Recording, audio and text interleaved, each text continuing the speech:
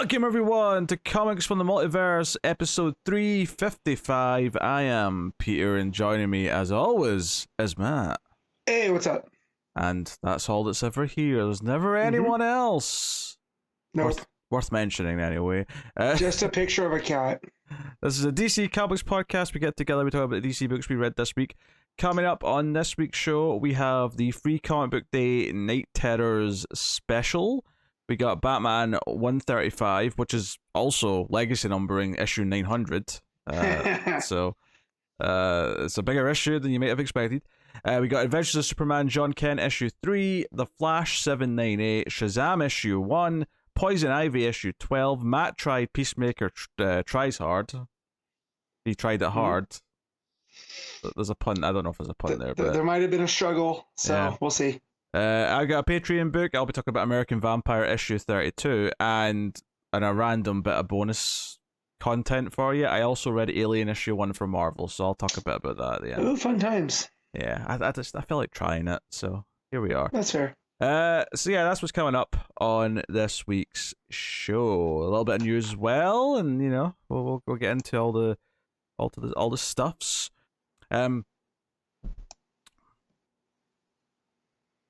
What time is it, Matt?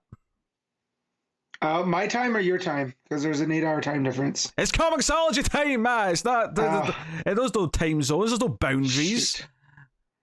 I mean, I wish there was a boundary. There's no boundaries. Should I wall myself away from the top 10? Oh, yes. Yeah, so we're going to look at Comixology top 10 as of right now. We'll look at Tuesday's books, which is DC, and then we'll look at Wednesday for the rest of the industry, for comparison's sake. So, Matt, what do you think the number one book was this week from DC? I mean, it's Batman. Well, it was a milestone issue after all.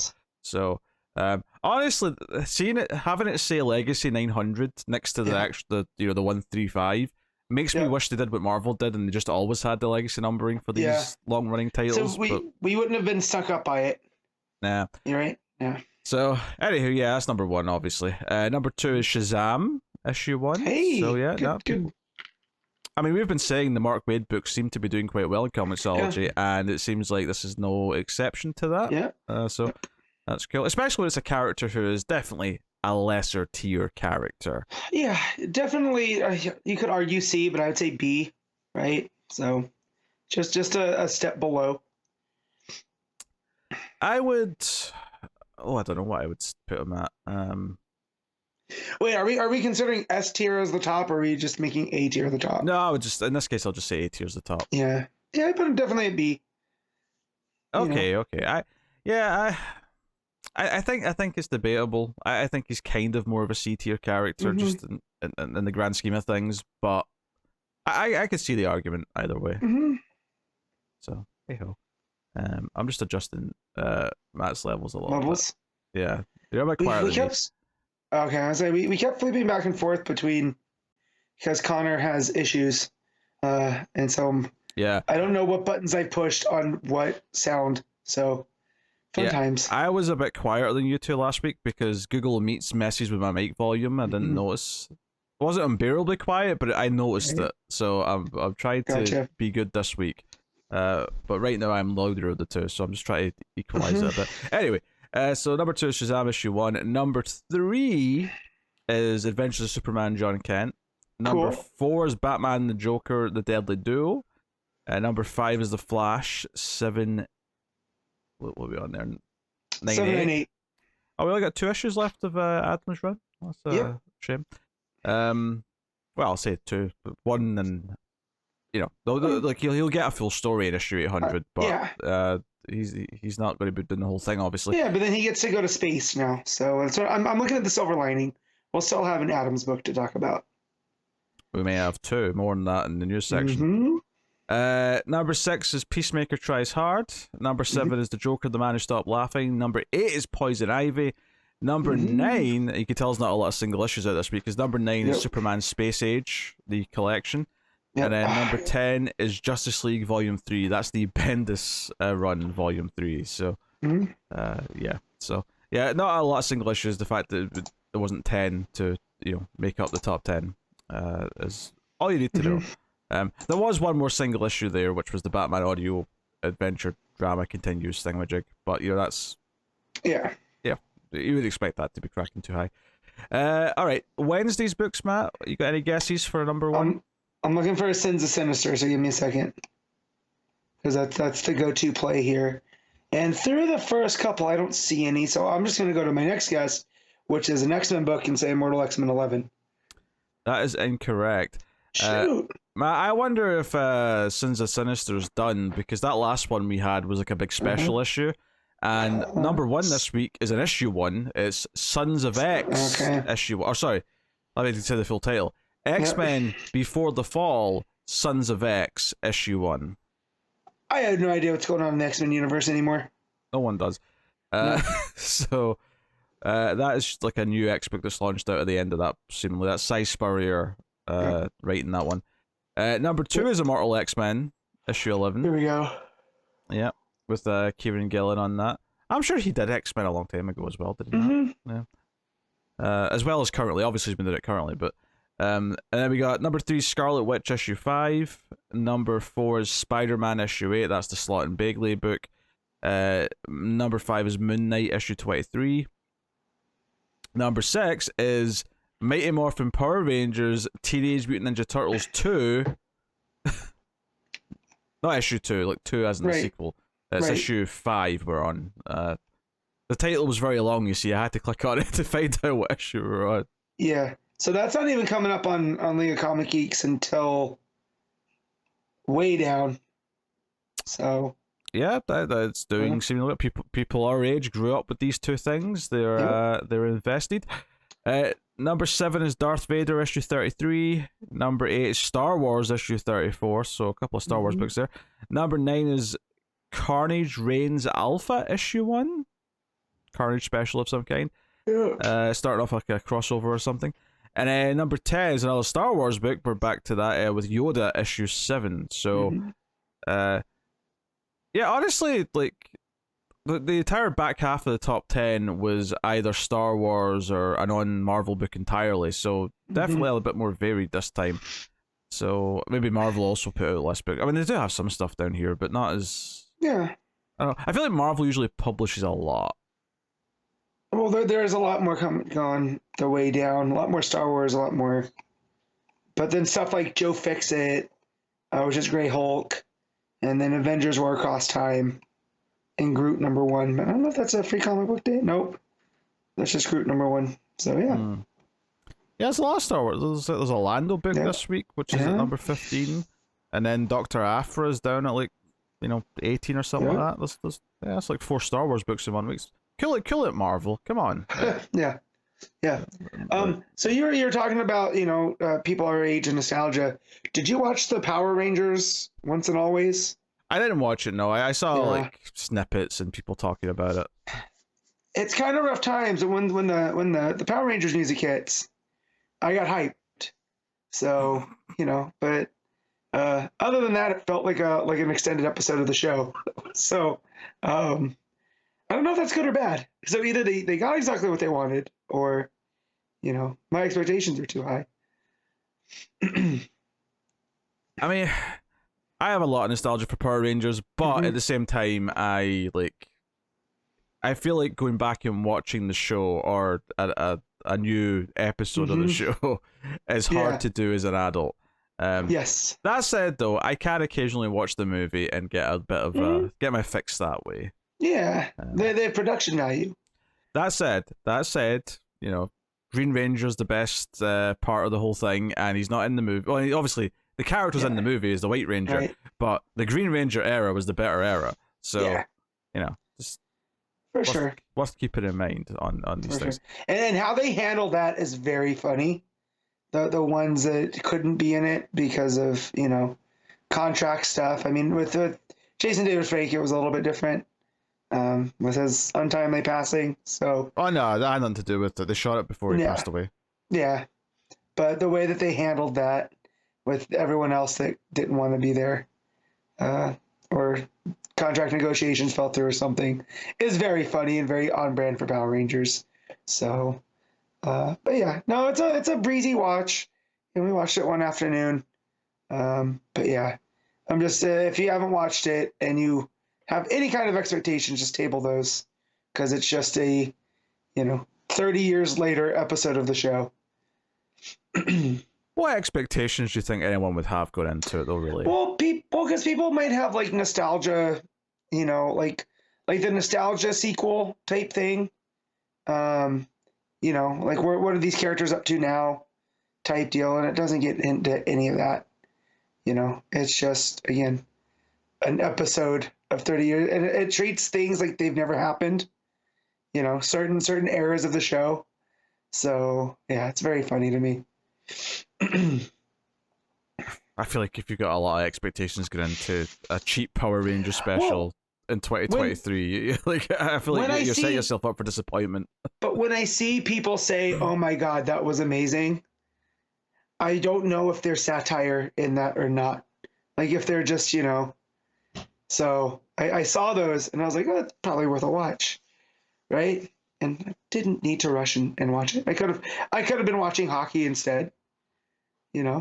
Nah, you probably still made the better choice, but I mean, no, the hockey players have been good, so a lot of fun. Super stressful, not like in overtime games. I'll tell you that much. Taking minutes off my life. But yeah. I don't care. I don't give a single solitary shit. But yeah, we do have a bit of news this week, though. I didn't think there was going to be any, but when I went looking just before the show, I did find something relatively juicy. So there's going to be 3 new miniseries, and a new line that we're going to have at DC, called DC's The New Golden Age, and this is kind of a Jeff Johns-led initiative. He's not writing any of these 3 books, but clearly these are all sort of coming from his JSA stuff, or they're spinning out of that or whatever. So yeah, so there's 3 books announced for this banner. They're all miniseries. So one is Alan Scott, The Green Lantern, which is going to be written by Tim Sheridan with art by Cian Tormey. The next one is Jay Garrick, The Flash, by Jeremy Adams and art by Diego Olortegui. So that's Adams on a Flash thing again, just a different Flash. He's on Jay instead of Wally. And then the third one is Wesley Dodds, The Sandman, by Robert Venditti and Riley Rosmo. No. They had me in the first half. You're still going to try it, though. Oh, I am. It's Venditti. He's earned that from me. Venditti's earned nothing from me, but I do like the Sandman as a character enough that I will give it a go. But I will admit the Riley Rosmo art might just scare me away after the first issue. Yeah, I mean, I'm hoping with the fact that it's Wesley Dodds that it's less of the dreamlike stuff. So then, Rosmo has to be reined in a little bit because you kind of want that pulpy vibe, right? The gas mask and the trench coat, Oh, that's an excuse to go ultra dreamy, and therefore it justifies Rosmo's bullshit. I hope not. It's reined him in because when the first time I saw Rosmo, it was that Batman Shadow book, and it wasn't too bad. Like it still wasn't to my liking. But it wasn't like, the Rosmo. Oh, it got worse, yeah. It was when we got to that Martian Manhunter mini that he did that I just was like, oh, I hate this. I actually hate this. So I know he's capable of doing the pulpy stuff, so. But yeah. I'll tell you this, though. That cover for Sandman is not Rosmo because it looks good. So yeah, there's covers there. It looks like Judy Garrick is going to be in the J stuff, which is again what I'm saying is tying it into all this JSA John stuff that he's doing. And there's a cover for Alan Scott Green Lantern, which looks quite nice. Probably my favorite of the 3, actually. So I don't know, Pete. This might be Rosmo on the art. On the Sandman cover? On the Sandman, yeah. That does not look like a Rosmo head to me. Look at the dude's face on the ground. That's by the car. It's Rosmo-esque. No, his forehead's not sticking out. What are you talking about? maybe you've learned to not stick out foreheads.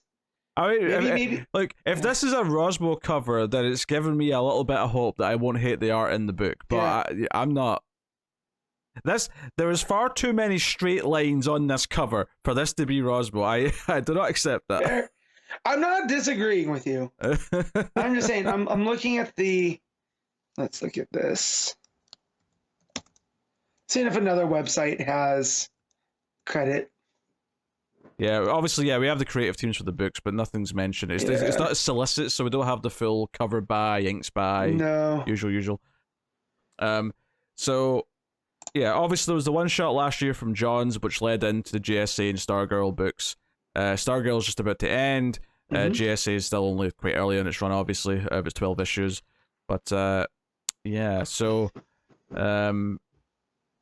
I don't know. This seems like an interesting mix of things. So, yeah. There are some descriptions here for them. I'll just read what these are. So, the Alan Scott Green Lantern revisits and recontextualizes the origins of the first Green Lantern through the lens of a modern understanding of the man. The story, which begins in the 1930s, is about an old flame, the kind that burns eternal, and sometimes head-on single-track collision of our personal and professional lives. Jim Carter's not here because he'd have to drink for that. This is Alan's coming of age, in which he must embrace the man he is to become the hero he's meant to be. In the end, he'll have gained a greater understanding of himself and his gifts, as he unlocks a new, previously unknown ability that could make him the most powerful Green Lantern in existence. A new ability, they say. We'll see about that. Whatever it has to do with the Star Heart. If they're going to lean into that, the whole concentration of magic era. Cool. Jay Garrick the Flash is said to be about the difficulties about being a parent, as Jay Garrick must learn to connect with his speedster daughter Judy. Simple enough. And then Wesley Dodds the Sandman sees the character rushing to find a stolen science journal before its deadly contents are shared with the belligerent nations who are trying to pull the United States into the next World War. I'm so in based off of that. Dodds, we are told, has given up on the hope of a peaceful world, but he hasn't stopped believing that people can be better to each other. If only if they're given the right tools. So, yeah. Yeah, 3 miniseries, 3 6-issue books coming later in the year. So, I mean, it's interesting to see this. There was part of me that kind of thought that, okay, they've let Johns do JSA and Stargirl, but it kind of felt like maybe they will just end and that'll be it all over, and there won't be anything else. So seeing this is like, oh no, they're expanding it a little bit. Yeah. There's these other books that are connecting to it. That's kind of nice. Seems like they're keeping them in their own little corner, though, too. Yeah. So like having Jay and Judy in a miniseries instead of, having them appear in the Flash. Is a choice. I mean, I think it makes sense to keep the JSA cornered off from the rest of the universe, to be honest. Especially if you're saying they're in the 40s. It feels like, they naturally feel separate from everyone else. Yeah, and like, that feels right to me as well. So yeah, this article in Newsarama points out that this is the first time Alan Scott's headlined a book since 1949. Yeah, I believe it. That's a while. Yeah, that's been. Yeah, because I mean, he stopped being Green Lantern, right? Or he was only in Justice Society, and then they relaunched in 1960, with Hal as Green Lantern, or 62. I can't remember. I get my years all confused now. So I can't imagine it's that much later for Jay Garrick though either, right? No, because again, not a solo book. Because once Barry's the Flash. It's been Barry or Wally, maybe Bart here or there, but that's pretty much been it. And has Sandman ever had a solo book? Yeah, well, he had the Sandman Mystery Theater. Oh, okay, oh, yeah. That were like not anthology, but kind of one-off pulpy detective stories. Yeah. Basically, what I'm saying is that all 3 of these feel like they're overdue a bit of a spotlight. Yeah. So. Yeah, and I mean, we're gonna check out all 3 of them. I'm very excited for the premise of all of them. We'll see how the art handles up on that last one. we will indeed. But yeah, so yeah, that's pretty cool. 3 Golden Age JSA characters getting miniseries. I don't know if it specifically says here when they're coming, but given we're probably September, October, given when we'll be getting announcements for recently. So cool. Ooh. All right. Well, with that out of the way, we can talk about Z Comics. So it is Free Comic Book Day. This is the weird thing, is that it's a Saturday, Free Comic Book Day, and we record typically on Saturdays. So, Free Comic Book Day special, Night Terrors came out today. Mm-hmm. And it's got maybe, like, I don't know, 12-page sort of teaser for the Night Terrors miniseries. And then it's got a lot of front covers from the tie-in two-shot miniseries. Also, did you see the checklist after the main story, Matt? Yeah, that's a lot. It's a lot. See, when you just list the titles like that, it's like, holy shit, that's a lot of books. Now, to be fair though, as we discovered in the solicits last time, like 70% of the regular books are taking those 2 months off, so it's not actually that big of a deal. No. But it does look a lot when you just look at the list. It's overwhelming just to see the list laid out like that, but when you think it's a 2-month event and how many books we already read that are, basically on break during those, it's not actually that bad. But still, just seeing them listed all like that was just like a... I feel like, because it's August and September? Or is it July and August? Mm-hmm. August, September, right? I feel like we'll be reading a lot in August, and then it'll probably half in September once we realize which ones we want to read the second half of. Would be my guess. But anyway, so yeah, this is just a little tease where Damian has a nightmare, and there's some force who's mad at Batman and the Justice League for, I don't know, hiding something from him. And there's these big eyes, big eyeballs everywhere. And Damian wakes up and Batman's like, you've been pushing yourself too hard, Damian. You need to have a rest. Yeah. And that's basically it. I do love that they start off and they're trying to get Killer Moth and Firefly, right? And that's where Damian's like, I need a nap though, and he falls into the nightmare.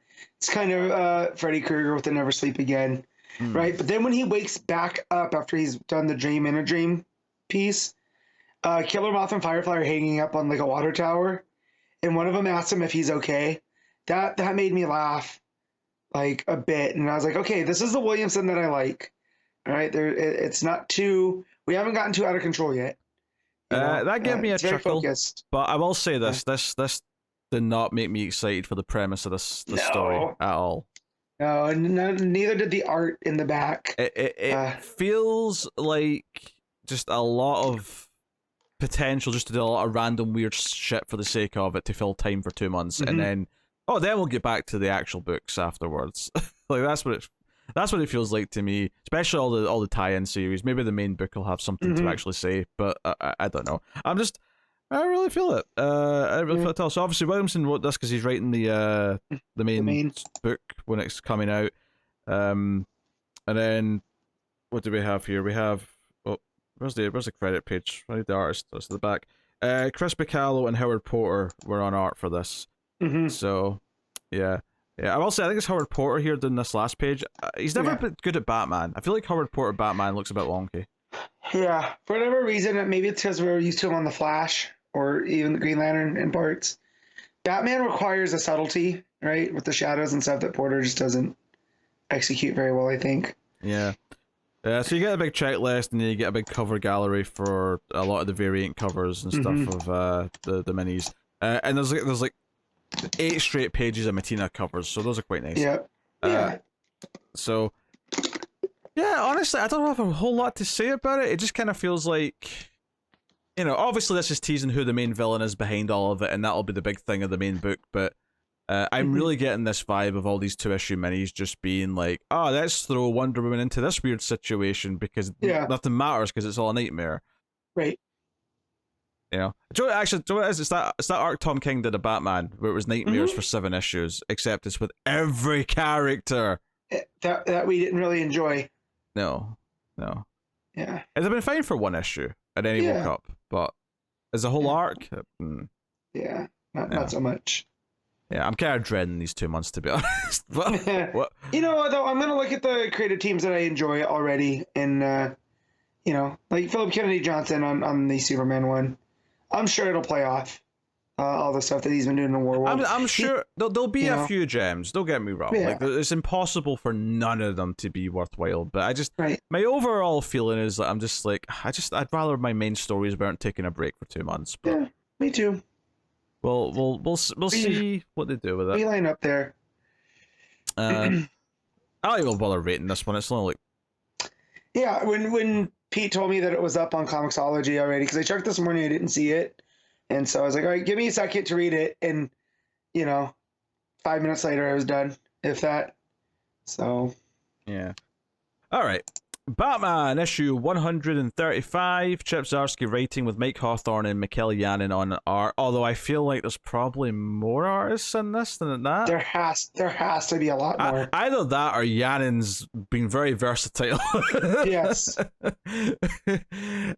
So yeah, I completely forgot this was technically issue 900. Right, this is the milestone issue, and I was like, oh shit, this is going to be longer. Now, admittedly, I was reading my books a little bit earlier than normal today.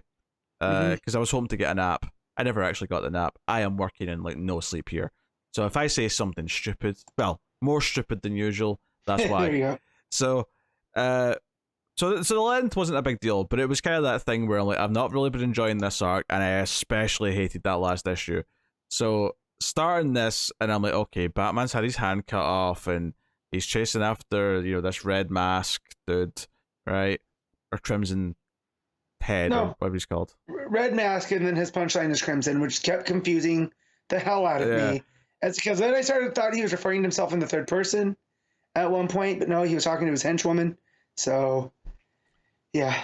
So it kind of weirdly breaks down. There's kind of about an issue, a normal sized issue worth wrapping up the story to a point where it's the conflict is Batman bandaging up his arm, going after Red Mask, Alfred making the choice to open the tower to let the people in who are fighting for their lives because he's a hero, blah, blah, blah, right? The things you'd expect. But then the rest of the 50-page, give or take, book, it sends us spiraling into the multiverse because what happens here is that Red Mask effectively wants to experience the inception of the Joker, right? He's using the multiversal energy of the city and from Batman to experience the moment where the Joker on the main Earth became the Joker. And we get some sort of like Killing Joke looking sort of, the raindrops and the puddle and the Joker's looking down. But it does this thing. Now, I'm not going to say I hate this particular little idea, right? There's some nuggets of ideas in here that I don't hate. And this being that when he goes into the brain of the Joker, the real Joker is such a crazy asshole that he can tell someone's there. And that's a little funny to me. Like, the part of it I don't like though is that if this is the inception of the Joker, then he's not the Joker yet that thinks like that. You know what I mean?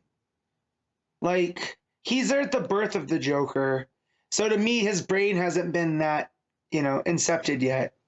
So that's the only flaw I have in that. What do you mean? Like, you mean the real Joker? Yeah, the real Joker, right? So he goes in and he sees him become the Joker, right? He falls into, the Red Hood, and he falls into the Ace chemical vat, and he comes out and he goes to look at his face. And to me, I don't think, like, in that moment, he's just seeing himself for the first time. I don't think the Joker's brain is that chaotic as of yet, right? Because I feel like... Oh, sure. That's an opinion, though, really. I mean, clearly here Zdarsky's saying he is. The second he looks down, he's already the Joker, right? That's what he's saying. And just for me, that's the one flaw that I have there. And I kind of don't like the idea that the red mask is the crux of that. That's what broke the Joker initially. Yeah, well, I don't really like that. I don't really like that he has anything to do with the Joker being the Joker. I think that's him reading into his own self-value a bit too much. Maybe. The part I like about it is this idea that Red Mask wants this. He's aspiring to be the Joker because he wants to be that version of himself. But once he actually gets into the real Joker's head, it's like he can't even begin to think like the real Joker. No. The real Joker was more than he's bitten off more than he can chew, and he can't deal with that. Wild card, bitches. That part of it is, it feels like it's playing to the Joker's strengths. But everything else here, like, I don't really like that much. But the big thing is that Red Mask is determined to still do it, right? So after Batman stabs him with his bat ears by headbutting him, which I don't think I've ever seen in the comic before, so I guess points for originality. That's cool, but it's also, you have to remember, they're not actual bat ears, right? They're things that were fixed on a helmet. So, good for Bruce for thinking on his feet. But basically, Red Mask goes spiraling into the multiverse to try and basically find other Jokers to try and experience the thing. And Batman says his goodbye. He has a touching moment with Alfred, which is fine on its own. But honestly, we've seen this done better, like multiple times since Alfred died. The one that Mark Waid just did with the fake Alfred, that was brought back by the Devil Nazar, like that hit the heart. This was fine, but you know, that was better. Obviously, everything in Nightwing talking about Alfred's death's been way better. You know, so it's just fine. It's almost they're pulling on this just a little too much now. Yeah. Right. Yep. It's like the pearls at this point. I don't want to see the pearls. I don't want Bruce to talk to Alfred and tell him how much he means to him. I need to see some other version of Alfred. Yeah. So obviously Batman jumps into the multiverse after him. He's got like one beacon to like sort of keep chasing after him, and so it got to this page where it's like that's clearly Jack Nicholson's Joker he's looking at on the news where he lands in the city, and then the next page is Michael Keaton Batman, and I'm like, wait, what are we doing here? Are we and there was a part of me where I forgot this was like a special anniversary issue, right? Because for a second I thought, are we doing a whole arc in 89 Batman? Because I'm going to lose my shit. Now, luckily, that's not what the case. Yeah, it's an anniversary issue, so they do this ultra nostalgia thing where he starts jumping through. He jumps through the 60s TV show universe. He jumps into the animated series universe, then Batman Beyond, which is actually technically the same universe, but this treats it like it's two different universes for whatever reason. Yeah. And then he jumps into like Dark Knight Returns, where he gets like a fancy robot hand from that Bruce. After that, Bruce kicks the ever-loving piss out of him because he thinks he's one of the mutants. I thought that was hilarious. Yeah, you know, we go into like a vampire thing. We go into, interestingly, the Arkham video game series. Which directly references the fact that Bruce seemingly died in Arkham Knight, but it turned out he just, you know, faked his death or whatever, because he mentions... He got better, though. Yeah. That's what they do. Yeah. So, but that was kind of interesting. It kind of like did something to that story to change it after the fact. He goes to Kingdom Come universe, and there's not really much to say here because ultimately it's just, you know, reality hopping. It's reality hopping. It's nostalgia. Here's an artist interpretation of each of these versions of your Batman, a few Jokers here or there, you know, that kind of thing. And it tries to mimic the art, especially for the comics. Like it does, like, you know, Dark Knight Returns section tries to look kind of, you know, like that book. So, anyway. I did like the stuff from Batman Beyond because I have a special affection for Batman Beyond, and just that the older Bruce kind of figuring out what's going on and who he is. I thought that was a fun little moment because that's really where it stops and takes its breath. Because, you know, everything else it's explaining that, you know, even if the Joker had died, he's been reborn because of the presence of Red Mask, because of his essence, and so then, you know, we get that, you know, Return of the Joker popping back up in that moment. Yeah, because that's and the Batman 89 thing, that's the thing that's on the news, is that the Joker's somehow back, even though Jack Nicholson's Joker obviously did die at the end of Batman. So basically, it's kind of hinting at this idea that it's just confirming to Batman that there's no reason to ever kill the Joker because he'll somehow always come back anyway, or at the very least, nothing will change. It'll still be Gotham, it'll still be full of villains, he'll still be needed as Batman.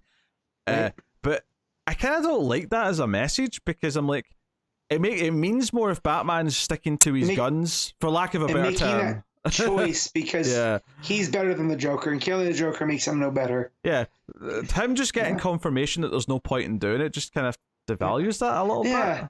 There's a nihilism that works. I feel like that was Zdarsky's, the reverse of his intent. It's kind of like, well, it doesn't matter if you kill the Joker's going to come back. And it's like, well, that's not why Bruce doesn't kill the Joker. Like, yeah. I mean, I will say there is a nice little chuckle at the end where he's in like the end of time and space with Red Mask, and there's a shark Joker, and he checks the utility belt that the 66 Batman gave him, and there's a can of shark repellent, and he smirks and says, "Finally, a Batman that's more prepared than I am." And that was like, obviously, he's not the original Batman. The comics were around from the 1940s, but I do think that to a lot of people growing up, you know, the 60s Batman for a certain age group is the original Batman. It's the first one they remember. So the idea that it's kind of like paying homage and saying, no, as silly as that was, they've kind of utilized it here in a fun way. Yeah. I'm okay with that, but... Because how silly is Bat shark repellent? as you're watching the 60s show through modern eyes. But here, Zdarsky made it work because of these gigantic Joker sharks, which I thought were rad, right? Yeah. He calls them like mutated Joker fish, like the next step through that. So I was like, okay, cool. Like, and there it came because the Adam West Batman gave him his utility belt because he saw that he was missing one. So, but yeah, the nostalgia stuff though, once we started getting through the time jump, and you were talking about in the last couple of weeks, you're being done with A, nostalgia, and B, reality hopping. Oh yeah. That we got the combination of the both, and I was like, oh, well, Pete's gonna love this. This issue is just a precursor to that Flash movie. It's just let's jump around and do whatever we want because we can with multiverse rules. Right. And I said on Twitter this week that if I don't see another superhero do a multiverse thing for 10 years, I'll be a happy man. And I don't think I'm going to get it, but I'd like to get it. So I mean, ultimately, there's a couple of little nuggets here or there that are fun little ideas on their own, but it does just kind of feel like a cheap nostalgia ploy to do all this like hopping between all these famous versions of Batman. I do like the idea of a milestone issue try to say something fundamental about Batman and Joker's relationship, but I kind of feel like the point this makes, like I said, just cheapens the fact that Batman refuses to kill him, by giving him this answer. I don't know, I don't really like that. So, and plus, obviously, I've not liked this arc. I've not liked giving us, this is the Joker on another Earth with his real name or whatever else. I don't like that. And looking back as well now at this point, I feel like this entire like alternate Earth arc we've had feels like it might have just existed so it could end with this special issue. Which, if that's the case, then I applaud Zdarsky for trying something to make it work. I'll always give credit if you're trying something wacky because of editorial, right? As long as this wasn't just his idea and him, having it line up with 900 was happenstance. But knowing how comics work, it's probably the first, like you said. I think he wanted a reason to go through all the be able to jump through the multiverse, so that's why Arc 2 of his run was a multiverse story, right? So that we could end it this way.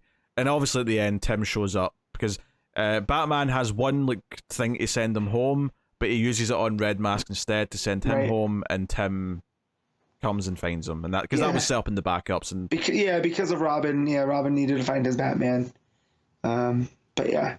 Also, we skipped over the fact that Selina's the reason that he goes in through the multiverse, right? Is she basically kicks him through the portal, knowing that, that's because he's like, oh, you're not my Selina, and then she kicks him. So, a little bit of weirdness there. But yeah, no, it's fine. He does a thing though where he sort of confesses how he feels about Selina in a way that he might not to the regular Selina because this is not his, so he feels free to just say it out loud. Yeah. By saying, he's he can never commit and have a family because he's Batman. The city needs him, and he'll never let that go, kind of thing. Which is stuff we know, but he's he's him outright saying it to her is slightly new. Yeah. If anything, she usually accuses him of this rather than him admitting it. But him admitting it, right? Yeah. Honestly, I didn't hate it as much as last issue, but has Batman just got a weird futuristic robot hand now for the time being? Right? I'm not sure. I don't know. I've not liked this arc. This was a weird arc. I don't What was with the multiversal energies that he found on the other Bruce Wayne then? Was that Red Mask killed him with multiverse energy? Yeah, Red Mask was trying to harness his multiverse energy to and then at some point he realizes he needed way more, which is why he was infecting the whole city by the end to make his thing work. But why start with Bruce? That was my question. Oh, because he knows he's Batman in the other universe. Oh, that's right. Because he looked through. Okay. All right. Yeah, but honestly, the whole arc just feels like a tangent. It feels like a fever dream. I thought I'd be getting some Batman the Knight Zdarsky, and instead we're getting these wacky stories about a Terminator and a multiverse. Well, I like the Terminator stuff up to a point, and which by the way, Failsafe's still controlling Gotham. We still have to deal with that. Maybe that's how he gets his robot hand back. Failsafe clones him a new one. or something. Maybe, I don't know. I don't know. Yeah, the last page is all the different Batmen, but in Zur-Rar style of Batman. Yeah. So, which I wonder if that's going to come back into play as well, because of that was the first backup going through the failsafe stuff, was the whole creation of the Zur-Rar failsafe, and then failsafe was meant to prevent that. So maybe the whole idea of this Joker going through time, like this, is also given a Zur-Rar through time. Yeah, or time and space, I should say. Yeah. But yeah. I don't know. I don't know. Maybe the final page is supposed to be kind of a meta thing where, like, Batman created this other personality in his head to deal with something that he couldn't. So the idea that we have all these different Batman personalities across all these different mediums because we keep needing more Batman, so we keep having new versions. Maybe that's the meta thing he's going for at the end. So yeah, and I suppose a nice touch is that he gets like a fresh costume from the Dark Knight Returns Batman, so it looks kind of Dark Knight Returnsy, but it's got like a blue cape and logo. Right. So he's got kind of a neat costume for the last part of the issue. So yeah, it all just feels a bit hollow and kind of like.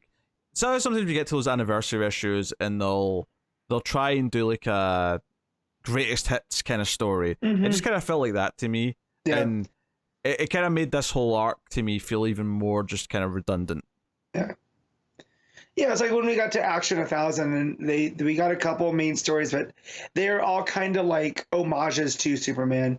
I much like that in these big milestones like that, where we get a couple of smaller stories that kind of just lean into why Batman's so great for this one. Like I'm hoping that's what the Flash does with his in a couple of weeks. The thing is, though, is I think I actually would have preferred this method of like having an arc that builds up to a climax that is in the issue that does something important with the character. I just don't think anything that he did here was actually that important or impressive. So it makes the whole arc in hindsight feel just kind of like, oh, this is what it was building up to. This is what, and it kind of feels like this is why it existed, was so they could do this issue. As issue 900. So I don't know. Yeah, it's been a troublesome arc. I hope the next one is better. I hope if we're back to dealing with failsafe, maybe we get some more Terminator fun again and see how that goes. But one of the other things that I'm sick of in Batman books is, right now, and don't need to see for a while, is a villain taking over the city. Like, because that seems to have happened a lot in the last like 5 or so years. So, I don't know. Like, I wish Zdarsky was doing more intimate stories with Batman, I guess. Something a bit more grounded, less, spectacular and big set piece moments where he's falling from orbit, like shit like that. Like, I'm not even necessarily saying just do a detective story. You can have like a scary villain, but I don't know. And I think part of the problem is that I can compare it to his Daredevil, and his Daredevil's way better because his Daredevil is this grounded crime fighting character with morality issues. Right, and that's kind of like the Daredevil greatest hits, though. At a certain point, is him finding common ground with somebody, and then endangering that person because of machinations of the villains and whatnot. So, granted, I'm only through 2 trades, so it might get better than that. But that's what I've experienced so far with the Zdarsky Daredevil, and it's very good. I'm enjoying all of that, but yeah. I don't know. I'm just glad we have Detective because I'm really enjoying that right now. That's much more my vibe in the form of Batman. I just think it's weird to have Batman do reality multiversal stuff in his main book. There's a time and a place for it. It felt like such a pivot. It was kind of such a random direction to go in at the end of that last arc, and it's like, okay, you're going to have to prove to me that this is worth doing. And then it just got worse. And and this ending didn't really justify any of it. So not feeling super into it. Still not really feeling Hawthorne's art. Obviously, once it gets to the nostalgia stuff and it's jumping between the styles, and some of that will be Janin, maybe all of it's Janin, and he's just doing a great job of making different art styles. But once it gets to that, like, I enjoyed that art more because it was a different styles. It was better. It was more varied.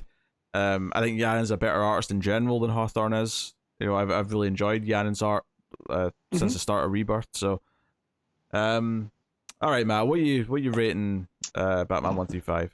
I'm gonna give this a solid 7. 6 for me. It's kind of 6. Yeah. So, cool. Adventures of Superman, John Kent, issue 3. Tom Taylor writing with Clayton Henry on the art. So, obviously, in the last issue, Injustice Superman snapped the neck of Ultraman. And this issue is very much just him and John getting to know each other. John waking up to find a good, friendly version of Lex Luthor as Matt's dogs go apeshit. So, yeah. But the big thing here is that basically this Clark wants to show John, look at this better world we've built. And Diana keeps warning, he may not understand our methods. And he tells John about what happened to Lois. It happens off panel, so we have to hear the whole thing. But basically talks about her dying. So all this is going on, and of course John can't not get involved. He encounters this world's Damien at one point in the book. And Damien, of course, is working against Batman. And, we get a little bit of that going on there. Damien. So how familiar? Okay, go ahead. So Damien seems to be on Superman's side with Yes. controlling the world, right?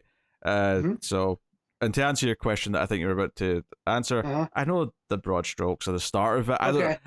Even if I knew all the game story, like Taylor's comic ran for a long time. Like he could have done so much in that time. And I read one trade during the pandemic. I got the first trade of Injustice because I put it off for so long as I didn't want to read an evil Superman story, but then after reading so much Tom Taylor, I was like, I'll give this a shot. And I hadn't got to the point yet where Bruce and Damian are on opposite sides and Dick is dead, and that type of stuff. So I'm just wondering, like, what makes this Batman different than, to make Damian side with Superman over Batman?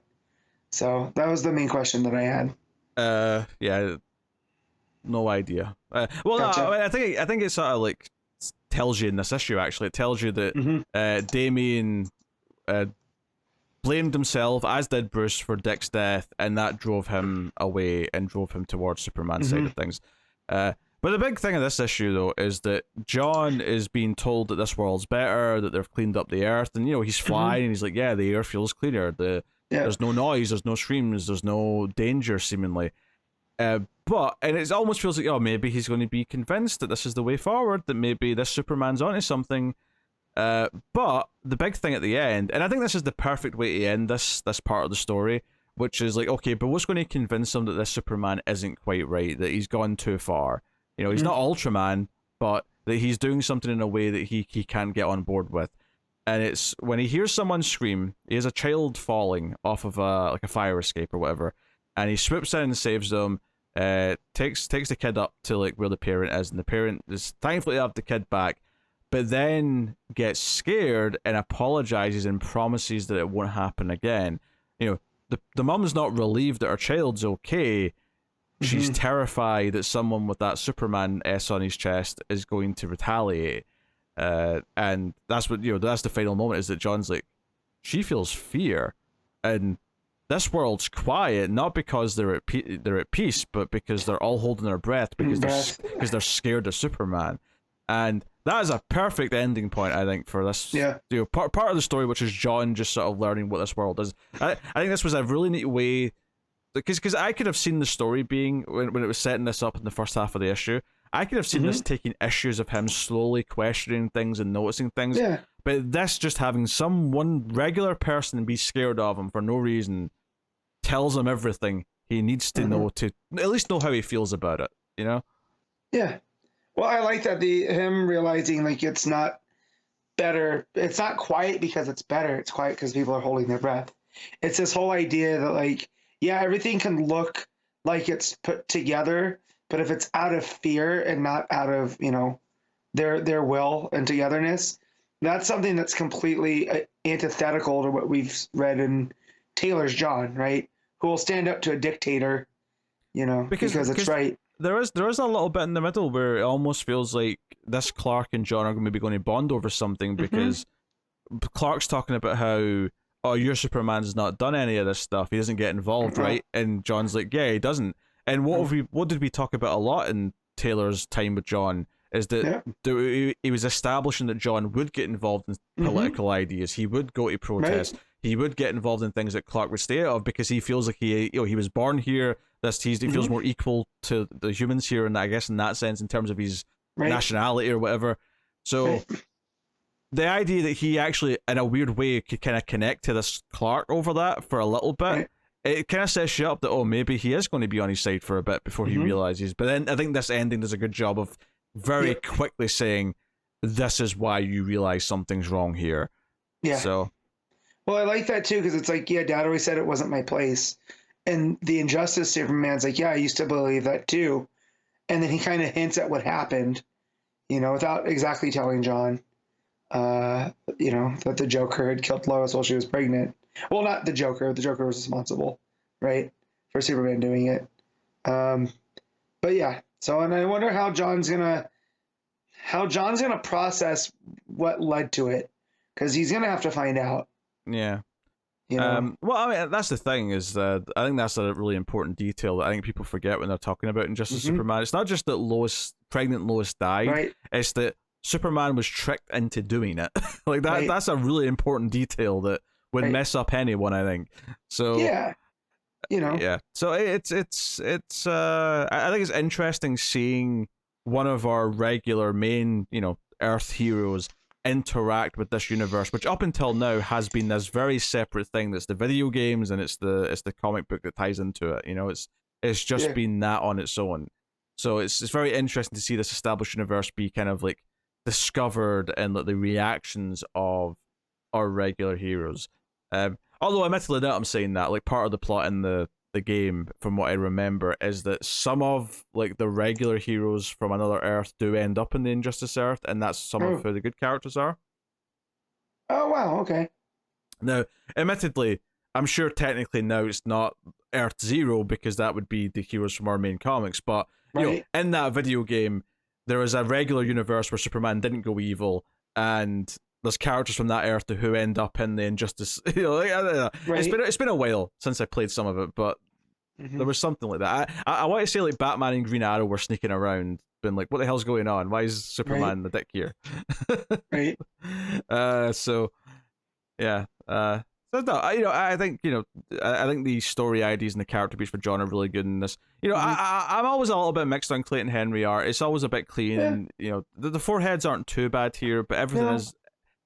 It does have a very sort of flat cartoon look to it at times, which I'm not super in love with in this particular style.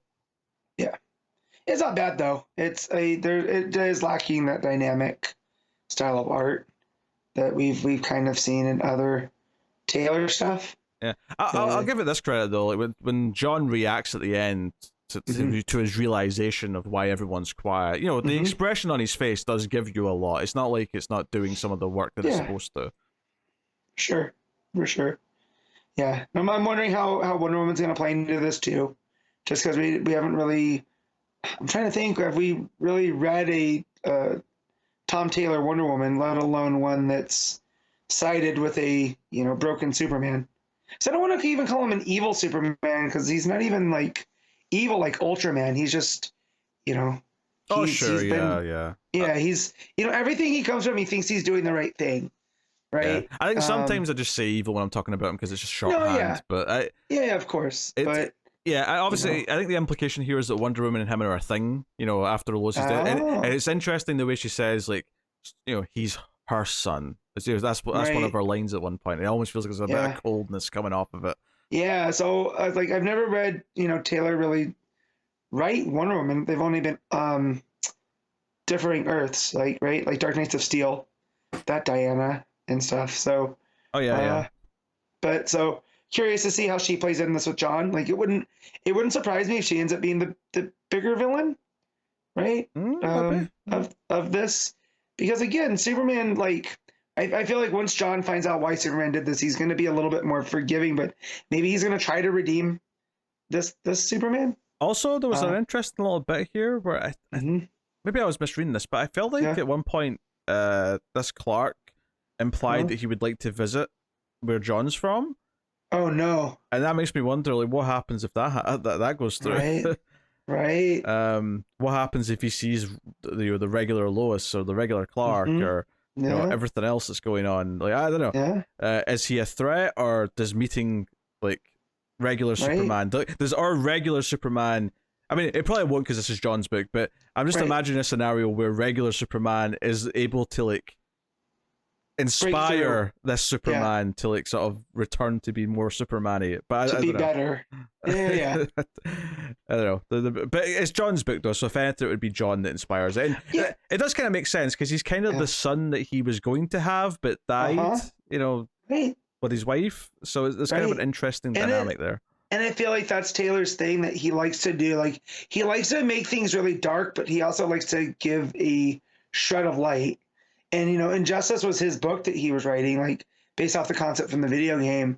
So if this was an ending that he'd want, like, Superman to eventually be redeemed, who better do it than, his son from another universe? This is the thing with Deceased and, to an extent, Darkness of Steel and what he's doing here with John.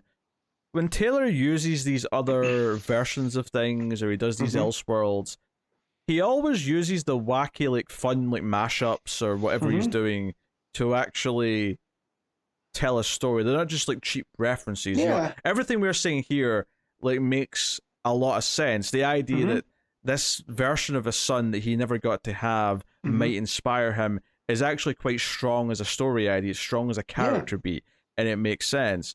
And it's obviously a good opportunity for John to like help a version of his father who's like this. It's maybe the most impossible task he's ever had, but it's quite interesting, especially in the follow-up of like being reminded of all this Ultraman stuff where he's met this really bad version of his dad and it's really traumatic for him. This is one who's bad, kind of, but one that can maybe be rehabilitated, one that he can help, one that he can improve and feel like he's made a difference with. Yeah, in wrestling terms, he's a tweener. Right? Sure. So he's... Well, go on, alienate the audience. No, I'm just saying. So like in wrestling, right, you have heels and faces. Faces are good guys. Heels are the bad guys. But occasionally you'll get a story in where they can have a bad guy, do the right thing. And they kind of, they still do dirtbag bad guy stuff, but, they still get cheered as heroic things. I can't think of any off the top of my head recently because, like, wrestling crowds nowadays are super meta and they cheer bad guys on purpose. It's like I would never call MJF a tweener because that dude's a heel through and through. But I don't know, maybe someone like Moxley with Blackpool Combat Club, right? You're not supposed to like him, but he does have some honor occasionally. And I feel like that's here with Injustice Superman is we're not supposed to like him, but he did, help the climate crisis, which was something that John was focused on throughout his Superman book. So, but yeah, with 3 issues left to go, right? It's 3 of 6? Yeah, 3 of 6, yeah. We still have a lot of story in here. Like, I feel like it's taking its time in a good way. Like you said, it didn't decompress enough to where we got an issue or 2 of him going around that planet and seeing things. Taylor got to the point real quick of it's quiet because people are scared. And that's not a Superman thing, right? Superman doesn't inspire fear usually. No. So, Yeah, you could show the Batman. To see how you can show the Batman would be into this, but obviously part of the plot of Injustice is that Batman is fighting him the whole time because it's too draconian. But there is a joke to be made that Batman's like, fear, you say? Oh, that sounds right up my alley. Wait, no, too far. He's like, no, you got too far, man. They're too afraid of you. They're holding their breath. Only the criminals, Clark. Only the criminals need to be scared of you, not the public. Superstitious and cowardly, not the general public. They're cool. Hell, the entire plot of the Batman movie from last year was only make the bad people fear you because otherwise you're sending a wrong message and you're not, Right. Anyway, so yeah, that's all this issue is doing some really smart things with mashing up these other versions of characters that plays into like John's journey and potentially an interesting journey for Injustice Superman as well. So what are you giving Adventures of Superman John Kent issue 3? I'm gonna give this an 8. Yeah, I think it just about ekes out the. I think my only question is that I'm not in love with the art, so I'm kind of wavering a little bit. But I think I'll give it the 8 overall because I still think it's doing a really solid job of the story that's telling. The Flash 798. Jeremy Adams writing with Fernando Passarin and Will Robson on the art. So we just start off with the new baby. Yeah. Waid West. Right. It took me this entire issue to realize why he's named Waid. Go on. I feel it's an homage to Mark Waid, right? Well, I mean, it's spelled differently, but, you know, I felt like maybe naming him Jeff would be a little bit too on the nose. But so I feel like Waid as his name, as someone that, you know, is known for his Flash run, that, you know, Waid had like, what, 8 or 9 years throughout the 90s on Flash? Yeah, and it was all Wally West stuff, pretty much. Yeah, but it was all, yeah. And so it makes sense to me that Jeremy Adams would, you know, throw in that character, you know. And I know Waid was a character from the Fraction, right? That popped up. Mm-hmm. So, you know, I feel like it wasn't just from that, but yeah. I also feel like the way the story starts off with the birth of the kid, I'm waiting for some timey-wimey stuff. I feel like, Matt, they were implying with this name that was actually their son from the future who was... Do you think it was the son from the future, or do you think it was an alternate version of him? Or maybe an alternate version, but yeah. I think there's supposed to be a implied connection there that he was always a version of their new son. Yes, right. And I get that too, but, you know, for me, it wasn't just like, oh, you know, it dawned on me, maybe because I read Shazam right after I read this, that, oh, Waid, like Mark Waid. Oh, shoot. Flash great writer, Mark Waid. I mean, yeah, maybe that is a homage to him. Yeah. But, yeah, so, meanwhile, Wally's going to Mr. Terrific's place to turn on a big fancy gizmo thing. Yeah, to help out, even though he's still on paternity leave. Yes. Which he lets Holt know. You know, it'll come in enough break. The money better be worth it. But the main big threat that's set up here for these last few issues of Adam's run is that Granny Goodness shows up pretending to be a nurse and steals the baby. Okay, so what book did we just see Granny Goodness show up in? Was it Flash? What? Because I remember Granny showing up at the end of something. And I can't remember what it was. I've had no sleep, Matt. You're not going to get any answer. I got you. It wasn't. I want to say it was Danger Street because of all the Kirby stuff, but it wasn't. So I just remember Granny Goodness showing up at the end of something and being like, "Ooh, interesting." But yeah, Granny showing up as a nurse and then taking the baby. Was it just the end of the last issue of Flash, Matt? Maybe, I don't know, dude. I read too many comics. It may have been. It may have also just been the last issue of Flash teasing this. Maybe. But anyway, so there's an explosion at the hospital after Goodness stabs the baby, and then out of this, you know, the big collider thing that they were turning on, our man walks out and says, "Your baby's been kidnapped by Granny Goodness, and I'm here to help." And he has a whole thing where he was fighting extant somewhere in the time stream, and he ended up being pulled away because of everything going on with your kid, because your kid's connected to the Speed Force and time in a weird way, because of you, Wally, because you're connected to time and space in a weird way. Right, so he explains all this shit. Linda's obviously pissed and wants her kid back, and they have to get the Whirligog and all that shit, and they need to get the all these things.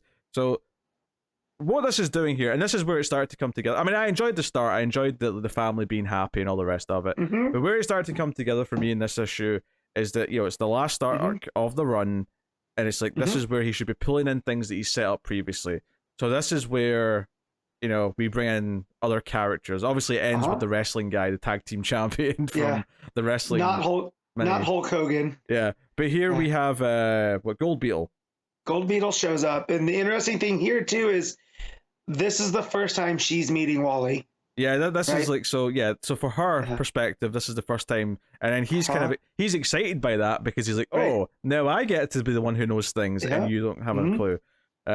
Linda knows that this is going to be Jay's girlfriend someday, so that's an interesting little bit.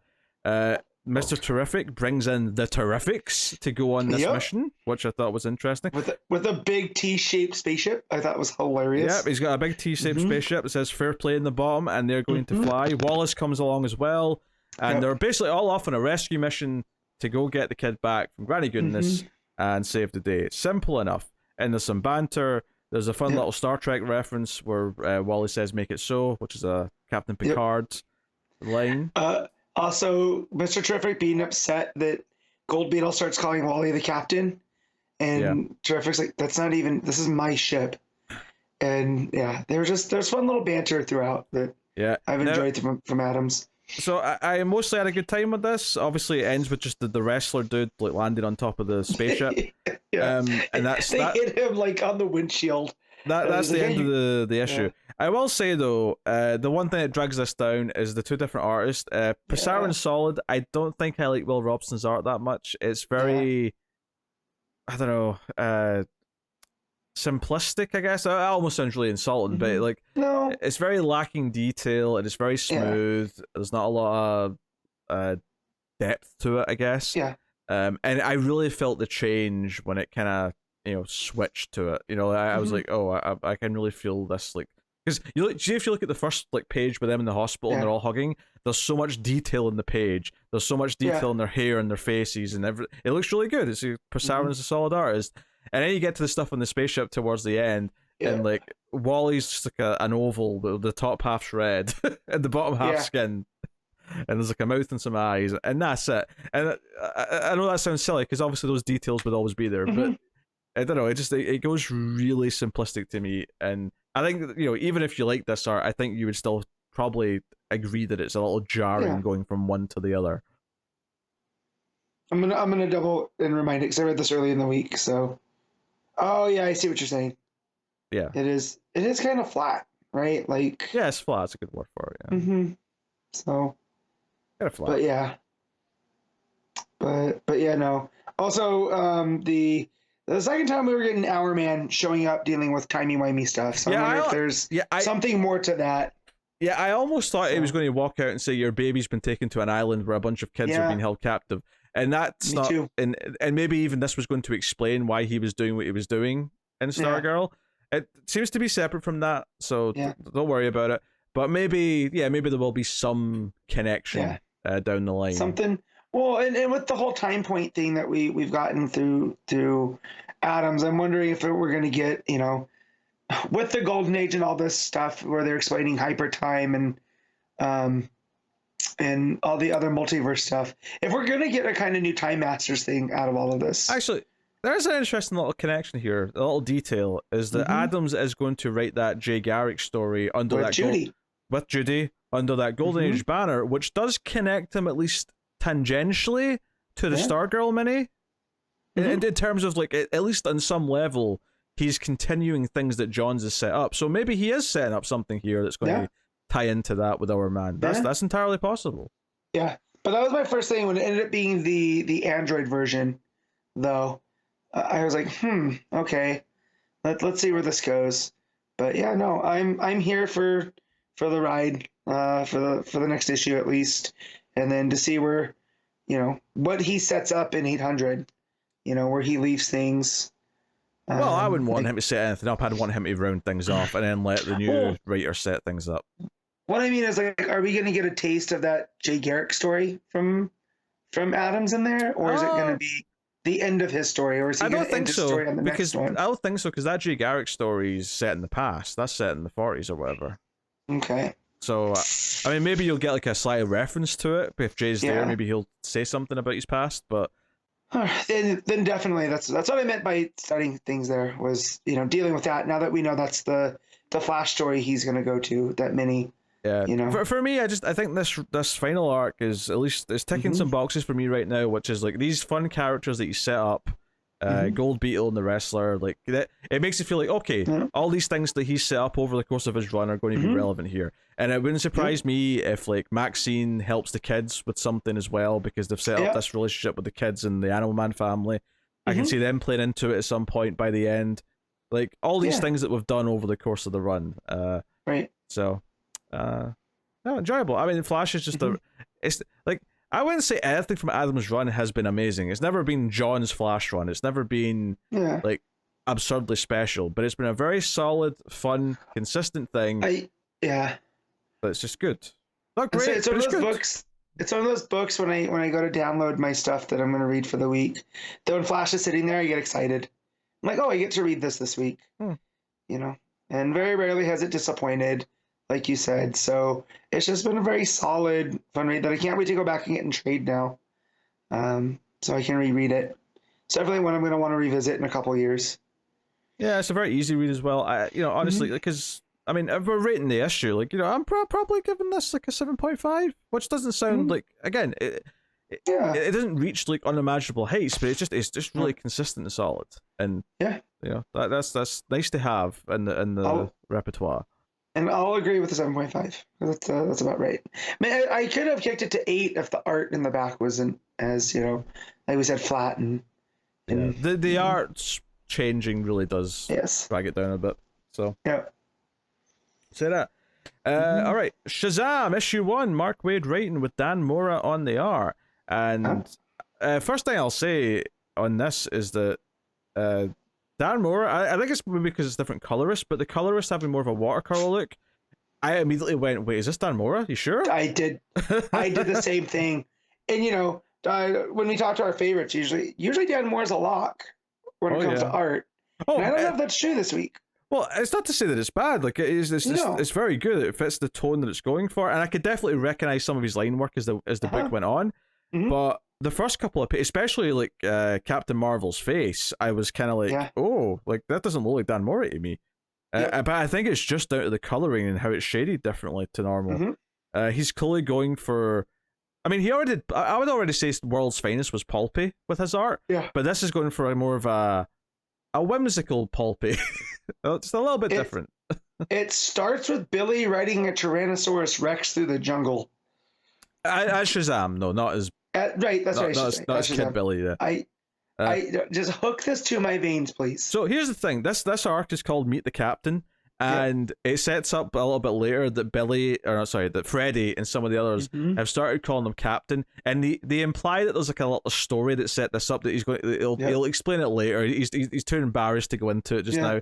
So there's going to be a story reason why he's getting called Captain, which is obviously a reference to the fact that he used to be called Captain Marvel. But what I like about it, other than just the fact that it's nice to go back to something kind of like Captain Marvel, is that he does kind of acknowledge that it's nice to have a name that he can use that's not the magic word that changes him back into being Billy. Which, and I know why DC changed it because of Captain Marvel over at Marvel. However, changing his name to Shazam instead of something like Captain Thunder or whatever. Yeah, that'd be good. Captain Thunder, that'd work. Right? Like, that's his magic word, though.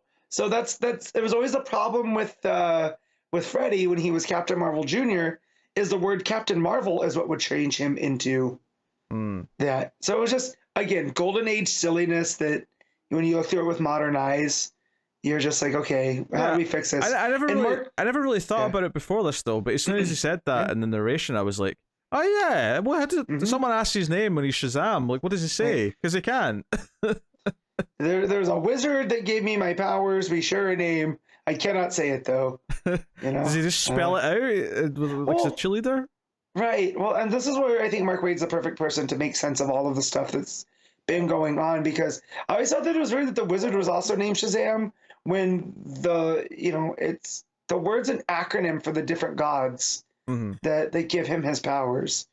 So it was just like, well, did the wizard take that name after the different gods or what? Like, and here it seems like we're gonna get, a slight difference with him being called the captain, and I think we're gonna delve into the wizard and all that stuff. Yeah. He's riding a T-Rex, and it turns out that this is a space T-Rex that is the child of two other T-Rex who have got a spaceship, and they're thankful that Captain Marvel has brought them back their baby T-Rex. And they offer him some tea, which is disgusting because it's made out of some weird alien thing. Sounds like droppings of some kind, so miss me with that. So there's a panel in this book, about 3 or 4 pages in, where 2 T-Rexes are holding a giant tea kettle or teapot, and like Captain Marvel's holding this giant teacup, and they're just having a casual chat with him.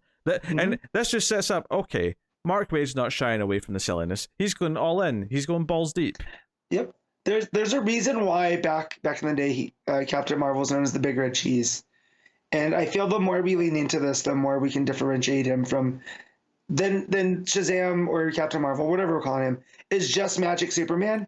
It's like Superman's not going to go have tea with space tyrannosaurs. As much as I would love that. Yeah, and he also points out at one point in this, he complains he doesn't have X-ray vision. Again, it's not a big thing, but it's just to, make sure you know it's not Superman. Like, you know. Right. Differentiation, yeah. Yeah, one of the things, so he's at the Rock of Eternity, and he's hanging out. One of the little things here that I don't know if it's ever been brought up before, this may be something that Mark Waid's pulled from somewhere else, but I love this idea that the wisdom part of Shazam is why he always ends up turning back into Billy, because the wisdom lets him know that he should turn back into a child so he can grow up properly, so he can be a kid, he can go to school, he can learn, he can do the things that are responsible.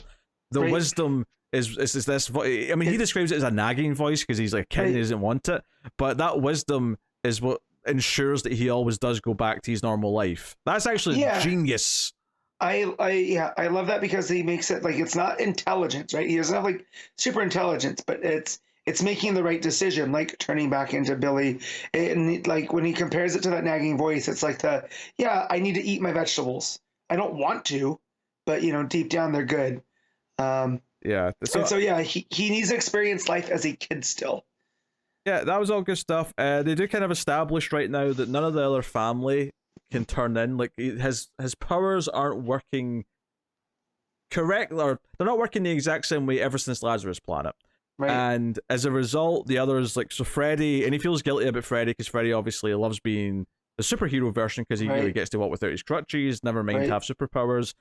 So obviously that's something they want to fix. And I feel like this is, and he does mention narration because I was a little bit worried that this was going to just kind of shy away from the family stuff. But and even though they're not really featured in this other than Freddy, in one panel of Mary. And obviously we like Mary a lot. We love that miniseries, so we do hope she gets a bit of time later. But it does at least mention all the others. It mentions Pedro, it mentions Darla, it mentions Eugene.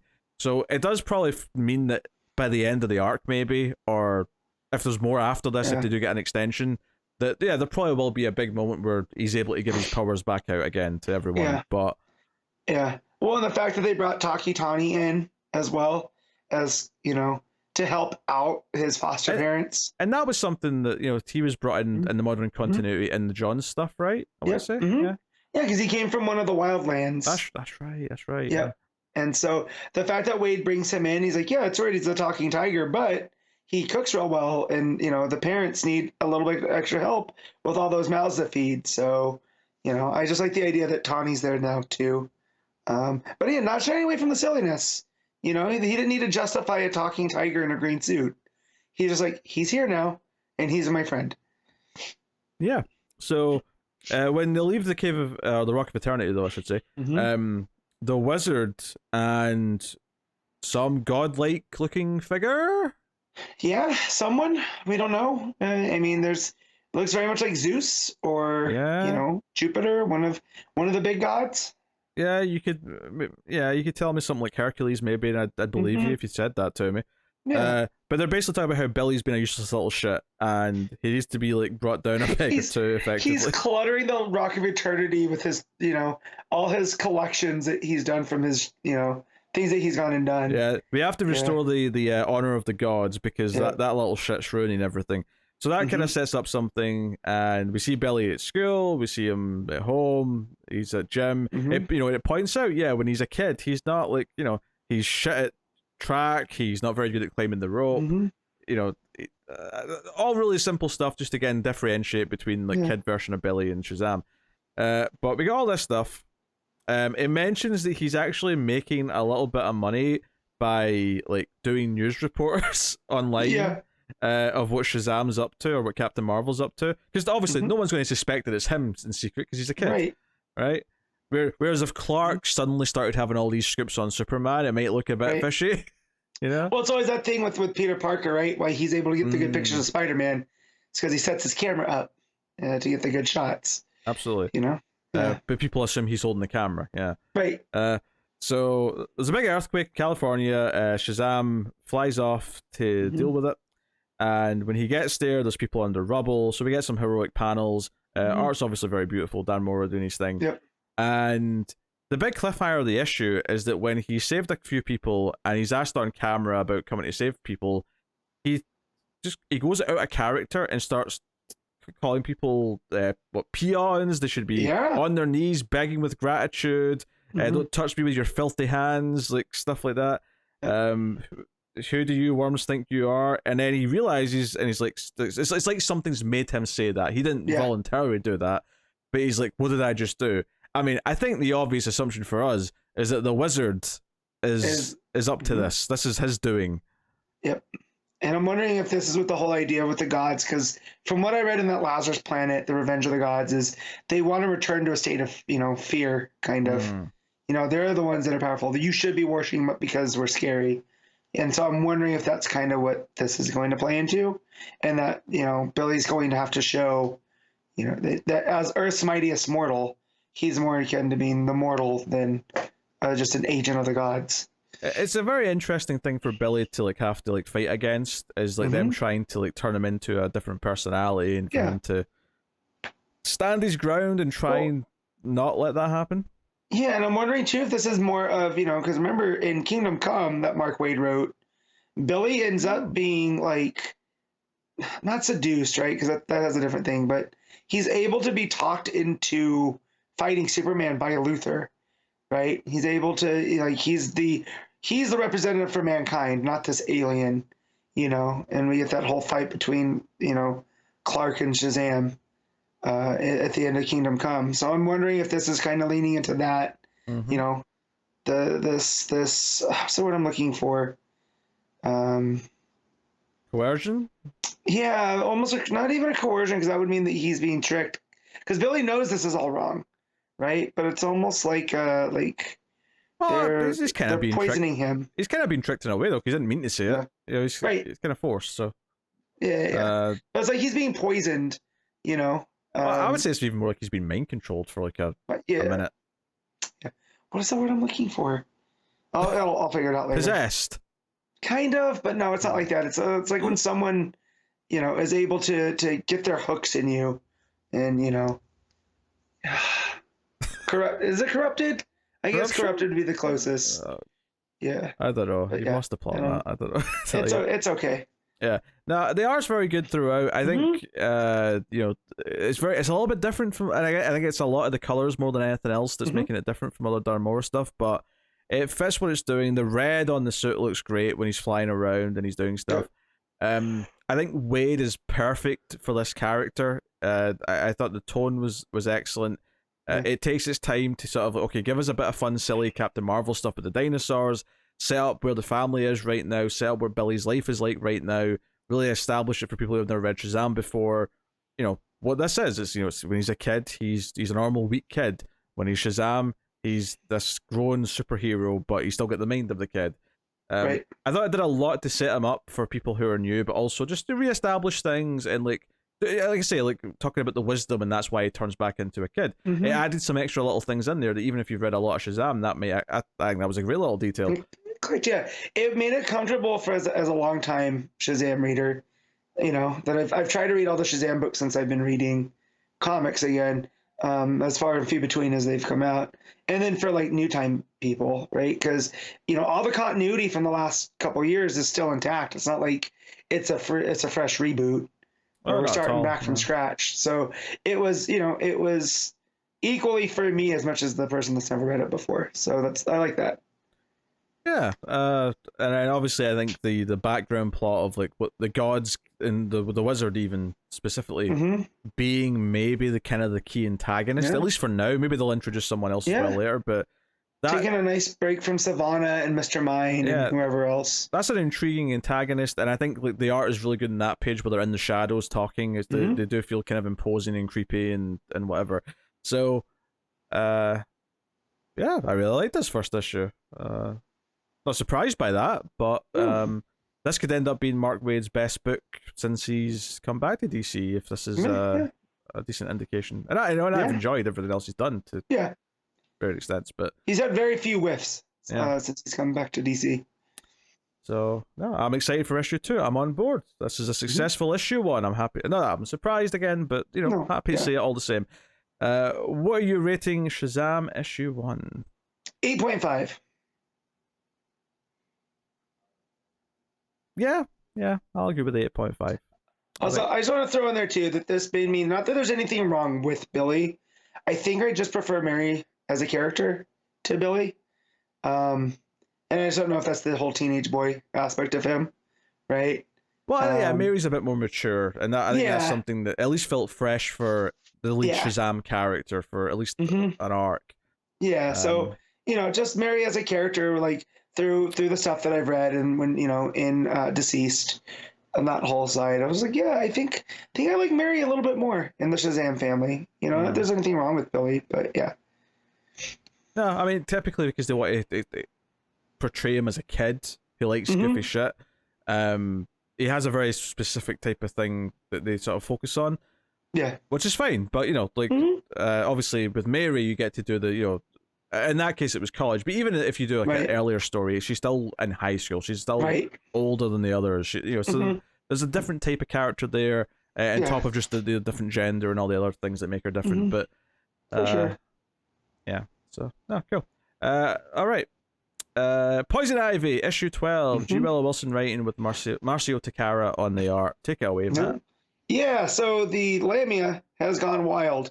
And not just has it gone wild, the fact that it came from Pam itself, it has been mutated, which is what life does, right? In order to survive, it makes adjustments. Somehow life found a way, is what you're saying? Somehow, yes.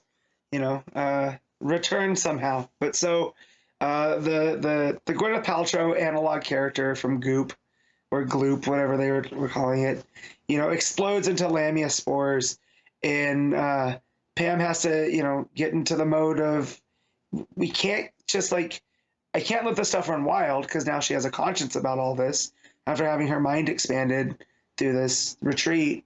And so what she does is I have to get infected by this wild stuff, and through me, if I survive, I can be the cure. So her and her friend go to confront this creature, and she sees it as Woodrue.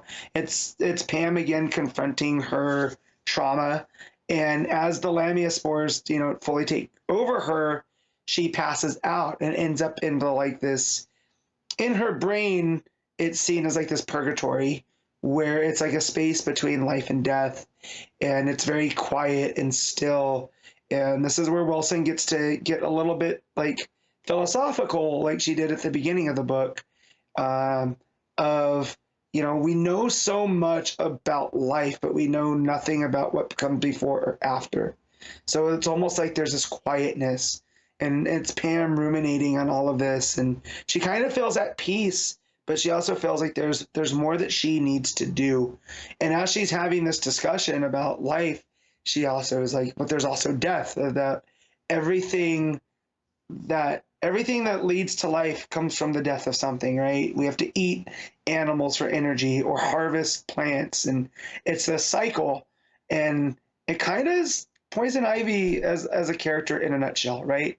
She goes through these phases where she's this villain that wants to unleash this zombie spore on the earth, right? To this anti-hero that just wants to take down Woodrue, because Woodrue was the person that created her, and I'm just creating more monsters, to now she's basically a hero that needs to stop her problem that she created. And so Pam eventually comes out of it, and she, the Gwyneth Paltrow lady ends up dying from all of that. And she wakes up in this really nice house, and it's one of the ladies that was at the retreat. So she wakes up and gets her friend that she was there with, and says, we need, I need science stuff. We need to get, I need tubes, and I need vials, and because she's going to start making an antidote. So in this house, she's able to put her blood to use, because her blood's going to have the antibodies to fight the spores. But while she's doing this, she keeps seeing this every time she passes out or falls asleep, the spirit of Woodrue, constantly telling her, you're never going to escape me. You're nothing. And, she's I just have to learn not to listen to him. And that's where she wakes up, and the antidote has worked now that she tried on herself. And so she starts giving it to all of the ladies that she's infected with the wild lamia. But there's one that won't take it because she doesn't want to get vaccinated. And Ivy's one friend's like, no, we have to do it. Like, she can't just be out there. The problem's never going to end. And Pam tells her, is like, I can't force it. Me forcing my beliefs kind of led to this. So people have to come to it. If she wants to end up like other people that have gotten infected, that's on her, and we'll deal with it when it comes. Which is a big character piece for Pam. So they hop in the car. Janet's her friend's name, by the way. Her and Janet, hop in her van, head back to Gotham because she needs to meet with Harley. But along the way, they see one of the Lamia zombies that she originally infected, when she had first met Janet in that special. And he's too far gone for the antidote to work, so Pam's forced to kill him.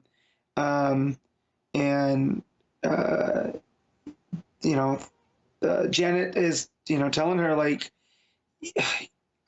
you were supposed to be a hero. You're supposed to figure this stuff out. She goes, yeah, I know, but there's only so much I can do. So now I have to go and fix my mistake and find these zombies and take care of them myself, and I let myself get carried away. And really, at the end of the day, by creating these monsters, I'm no better than Woodrew. And Janet tells her, but that's why you're different. You've had growth. And so they drive into Gotham. She can feel, start to feel things get more tense. And she ends up in Slaughter Swamp, and she meets Harley. And then she's like, how am I going to explain everything that I did? And they embrace, and it says, oh, no, that can wait. The whole world can wait because now she's back with Harley. So that's where it ends. I feel like if it didn't get an extension, this would have been a perfect ending for all this, because Pam's come full circle from full-on villain back to anti-hero right now. So, and she has learned quite a bit, from facing her past trauma and defeating it and then not letting it go anymore. Takara's art is very, very good. Anytime you see one of the Lamia creatures, they're very grotesque. Woodrew looks very scary, and so it counters all these like sharp angles on the monsters are countered by the art of Pam and Janet, and like the more natural world stuff that hasn't been corrupted is all very round and soft, and the colors are like these kind of watercolory thing. It's less psychedelic than the book's been, so I just thoroughly enjoyable. It's still one of my favorite books every month. But yeah, so I will give Poison Ivy 12 and 8. Okay. Very good. And we're sticking with you, Matt, because you did give a try to Peacemaker Tries Hard, issue 1, which is Kyle Stark's writing with Steve Pugh on the art. So, Steve Pugh's art, fantastic. Big fan of Pugh. I think he did the Flintstones book with Mark Russell, and he does satire very well. He's very good at expressions. I will say the big problem with this book came from the dialogue, that it is trying way too hard to be James Gunn, and there's only one James Gunn, right? And there's a reason why he gets to go and make these big movies and the Peacemaker show, and he's taking over Superman, is because that's a skill that's needed to be refined over time. And I don't think Starks has it. The story itself is fine. It's the dialogue from Peacemaker that makes me cringe. It comes out like a bad Deadpool. Kind of tries to be very self-aware. It's almost trying to be the Peacemaker TV show version.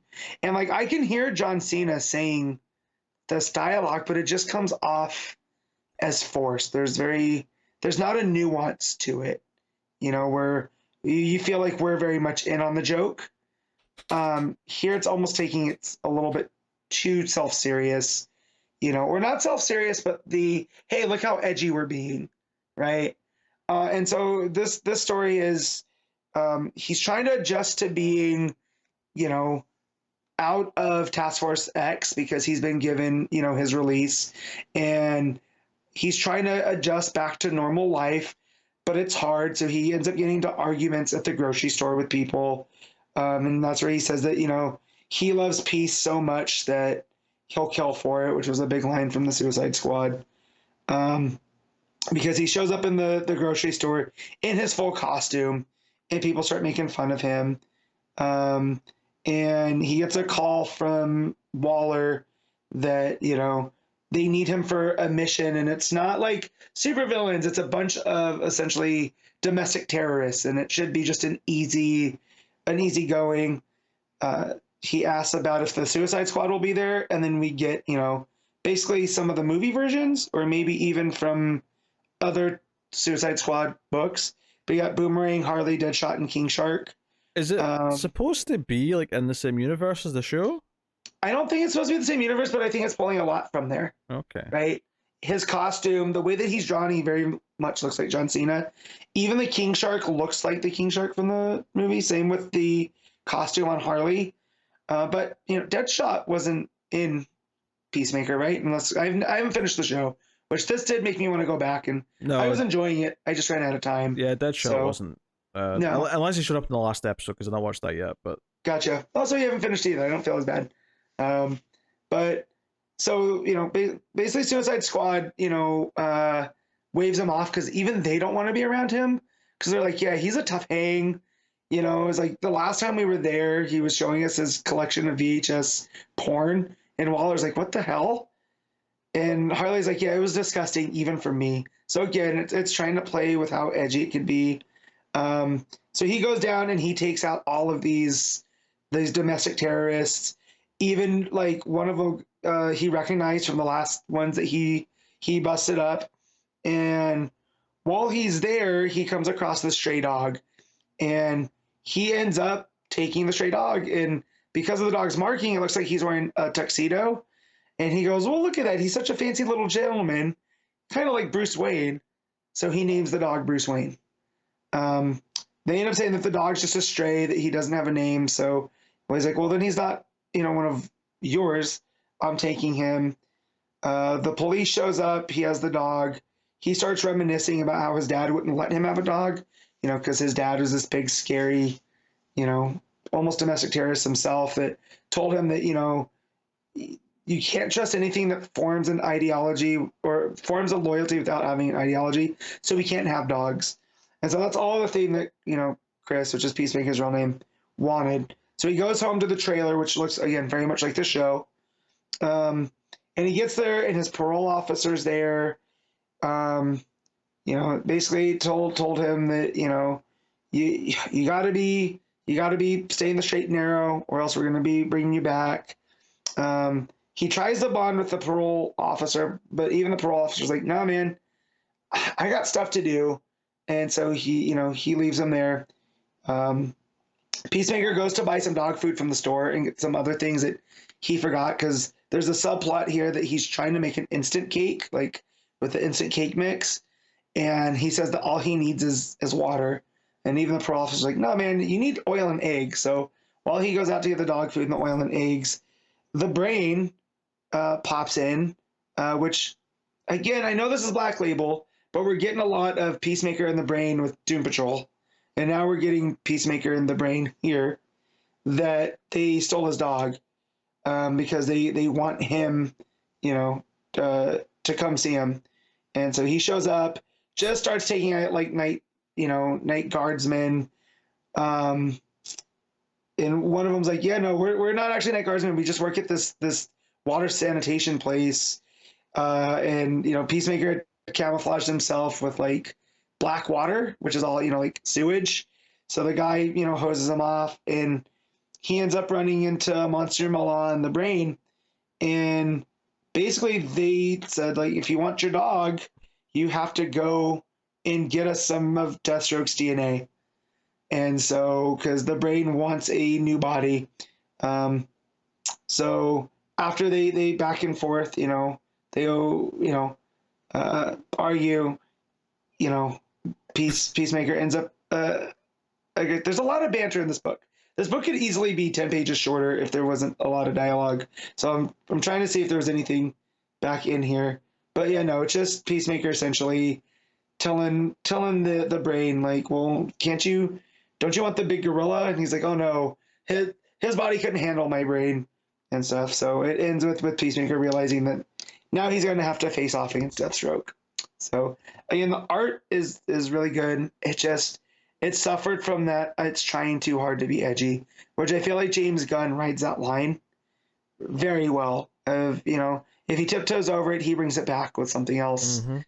And here, there's not a lot of it bringing it back. It's like, yeah, it's great that he has affection for this dog that he just met, and I like all of that. But a lot of his dialogue is, I know we're not supposed to like him, but it's very cringeworthy in thoughts, and a lot of superfluous cussing that just doesn't need to be there.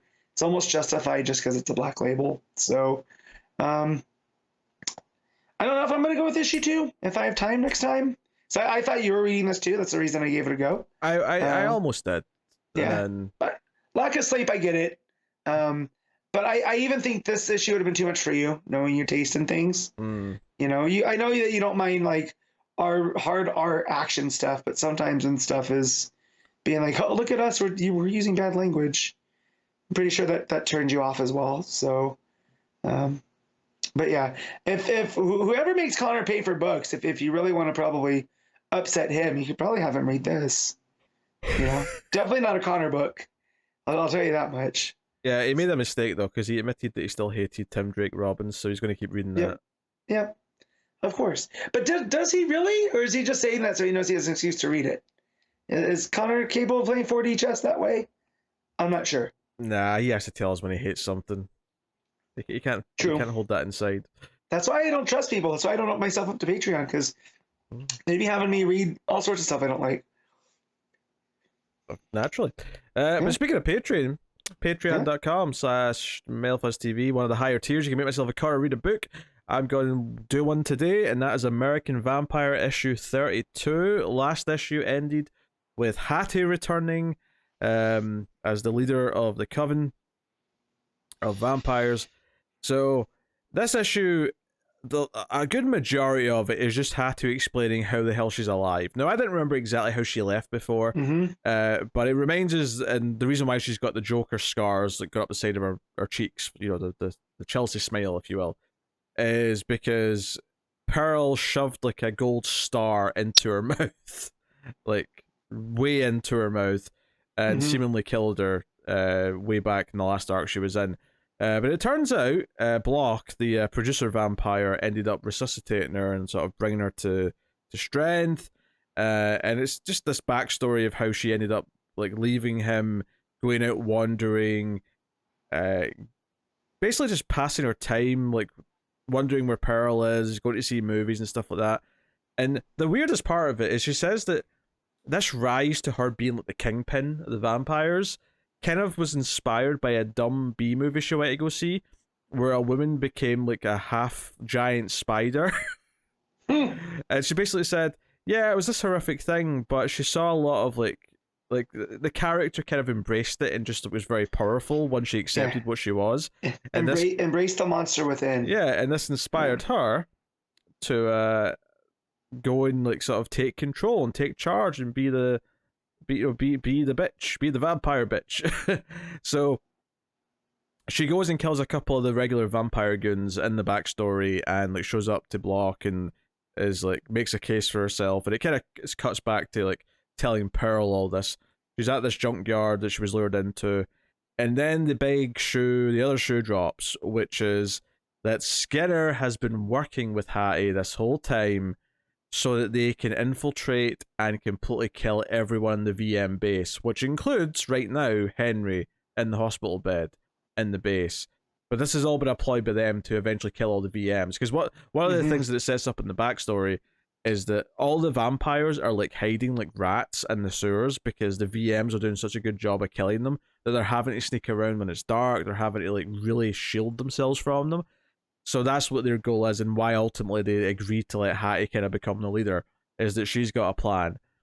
And the end of this issue is just this big rush to the cliffhanger, which is Skinner and the army of vampires are like invading the VM's base. They're killing people. Pearl's hearing that this is happening, and she's chained up and she can't do anything, but she's screaming, and like, if you kill Henry, I will kill you. I'll do this. I'll do that. And she's crying her eyes out as she's yelling all this stuff.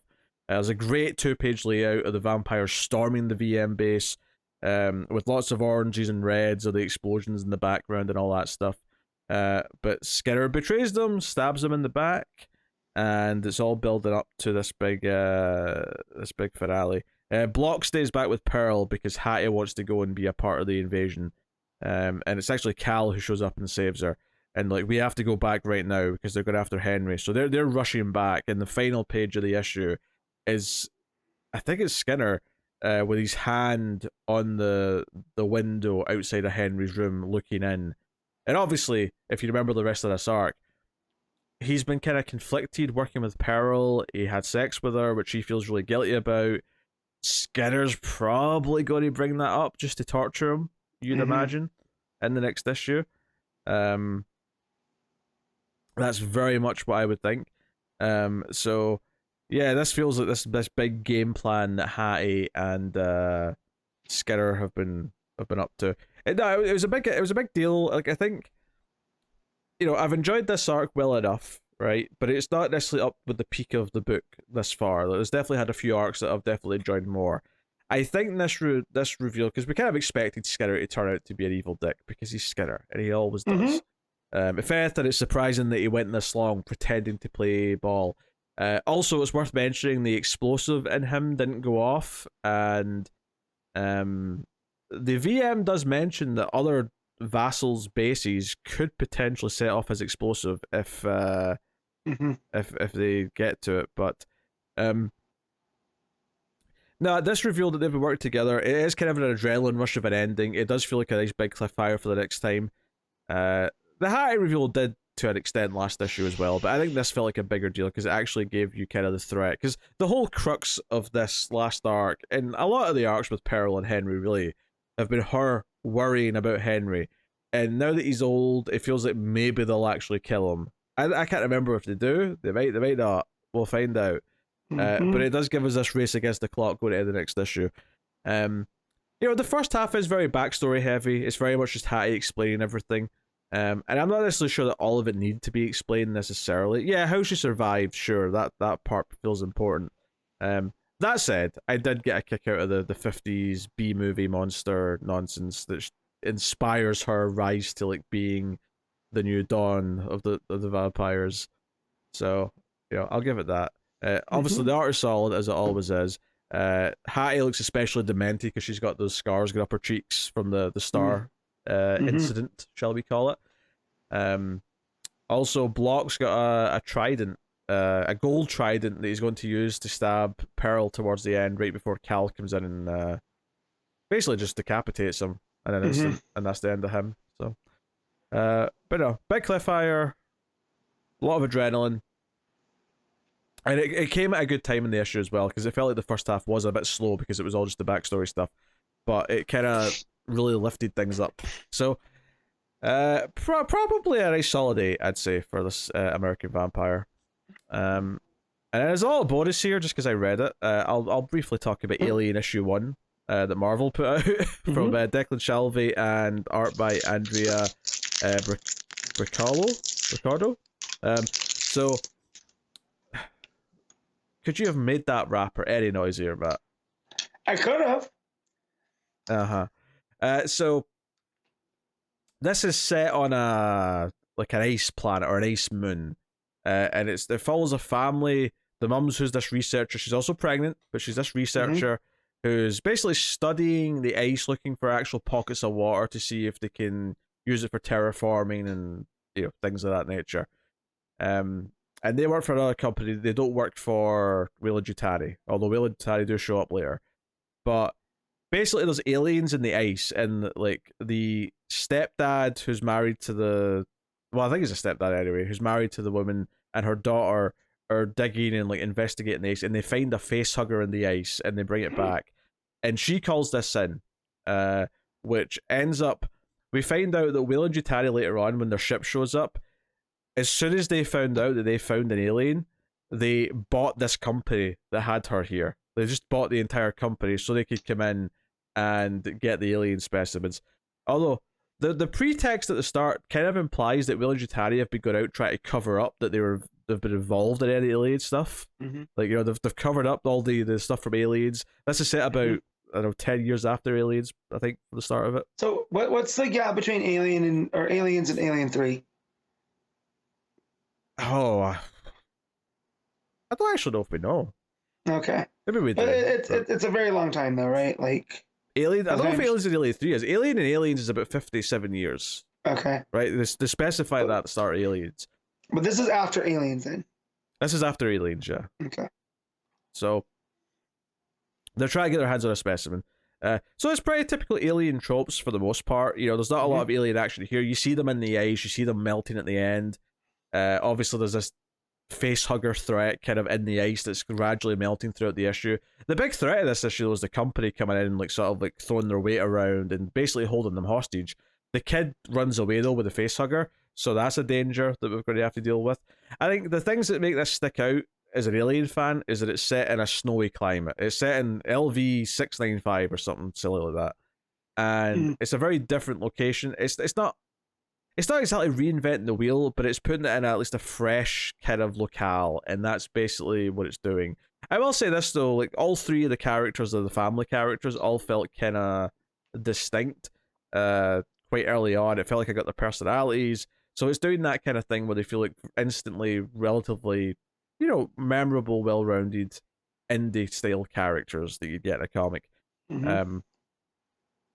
a little bit of stress because the wife's the boss, like she's the official one in command, but she keeps making decisions without consulting the husband, and that's making him feel like he's been left out. And she's like, but I'm the boss. There's the stuff that's classified that I can't tell you. And he's like, yeah, but I'm also your husband, and we should probably be making some of these choices as a team. So there's kind of like a weird blur on the lines of what should be like marriage decisions and what should be work decisions, and that's causing some conflict there. But it was a solid enough issue. The art is I'd say what's funny is that the art's good in the humans. I would say the aliens feel a little bit too clean, and like I think some of my favorite alien art in comics tends to be when it's a little bit more rough, a little bit more scary and scratchy and whatever, or even something like what was Dead Orbit? Who was the artist on that again? I can't remember his name, but it was a very specific art style. Yeah. But if you're wanting just a sort of alien romp, though, it was a decent enough time. Obviously, it's building up to the actual alien action, but it's given us like a sleazy corporate guy and his like army of goons who are all fodder for killing that we'll probably enjoy watching die, or reading die, I should say, over the 6 issues. Oh, sorry, 5 issues, 5-issue mini. I will say it's kind of annoying they don't have a subtitle for it, because it's like they already had a book called Alien recently, and it's not like Superman or Batman. I feel like it'd be easier to find these stories and trade later if it was like, Alien : I don't know, right, Cold Planet or something. Pick a title, damn it. Just so there's like an easy designation, but you know what they're like. They have to be awkward. So do you think it'll get a subtitle when the trade comes out, though? Like they'll give whatever the title of the story was? If they're smart, they should. They absolutely should. I don't know if it... I'm actually curious now if I had a title. What's interesting is that the corner of the cover has a 20th Century Studios logo on it. So they seem to be using that as branding for stuff. So maybe the Predator books have that on these days as well. Does it have a... Let's see. Does it have a title page with the credits? It's called Thaw. So the trade might be called Alien Thaw, which makes sense because they start off in ice and they're going to let it melt and become an issue. So, because one of the things it does at the start is that it explains that humans, like, if we get frozen or we go in space, we die. But the xenomorphs are kind of unique in that they can come back. They won't actually die. They're frozen. Yeah, they'll be fine when they're frozen. But once the ice melts, they'll be back to just being xenomorphs again. They're in a suspended animation when they're frozen. Effectively, yeah. Yeah. So, solid enough. I'd probably give it a 7 out of 10. It's just a sort of rompy alien comic that does a decent job with its... I feel like it feels well paced. It doesn't rush to things. It feels like it's set up enough so that it feels more like a horror movie, and that's good. But it's not doing anything super special either. It's just kind of it's a solid little alien romp. When I heard Ice Planet and Alien, I thought, oh, are they going to do the Thing kind of vibe? It was hard not to think of that a little bit, because I think of that when you think of a story, isolated place. Yeah. So yeah, I'll bonus on there. If you liked hearing me talk about that, let me know, and I'll, if I read issue 2, I'll bring it back on the show if people want to hear about it. But yeah, that'll take us out the part of the show. We pick our favorite stuff of the week, favorite panel / moment, favorite cover, favorite art, and do our top 5 books. So, Matt, what is your panel / moment of the week? All right, so Ivy had one, and it's when she's in that purgatory, and there's like a younger version of her, just kind of laying on the grass. It looks really, really good. However, earlier in the week, I already made the decision that I got my panel of the week, and it really was. It's very much me, and I know I'm a self-parody, but Captain Marvel writing a T-Rex through the jungle. How am I not picking that? So that is my moment of the week. Yeah, I don't actually know my moment of the week because nothing immediately sprang to mind. It's not the appearance of Batman 89. Oh, it's definitely not that. No. I really thought he was gonna yell, "Let's get nuts," and I was like, "Oh, this is if they lean into that, because that was written months ago, so the memification." It's probably something from Shazam. I think that's fair to say. Oh, I don't know. I'm just glancing at the other books, see if anything's like a specific moment that I'd want to give out.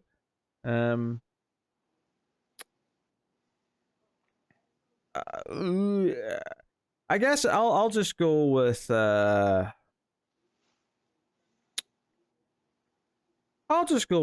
Talkie Tawny cooking up a storm in the kitchen. There you go. Just because it's a fun moment. I don't really have like a one that stuck out to me this week as a pick, so I'll go with that. All right, cover of the week. There was a cool Alex Ross Batman cover for issue 900, which is very old school, which obviously is cool. I dig it. Other than that, though, it's all Shazam covers I want to mention. The main cover by Dan Mora is great. There's a cover by Ariel Colin, which is like him holding a bone and looking up at a T-Rex, which has got a really cool shaded look to it.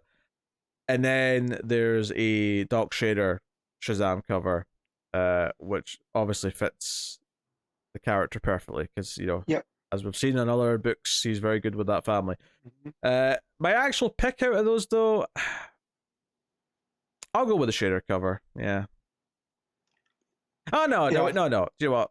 We very rarely get to pick an Alex Ross cover because he's usually doing Marvel covers. So I'm going to go with Alex Ross for the special occasion. Yeah, I'll do that. Alex Ross Batman cover is my pick. What you got? So Poison Ivy, always worth a talk. There's a Jenny version. It's got a red background. Looks really cool. There's a Zermanico one as well. But it's a little bit too busy for me. There's on Batman. There is a Delato cover that's got Poison Ivy and Bruce. So of course that one caught my eye. But I'm gonna go with the Shaner cover for Shazam, and it's the one cover that I could not find at my shop because I got there late this week. So I had to end up getting the regular cover, which is fine. More is fine. It's just not the Doc Shaner cover that I wanted. Okay. All right. Art of the week.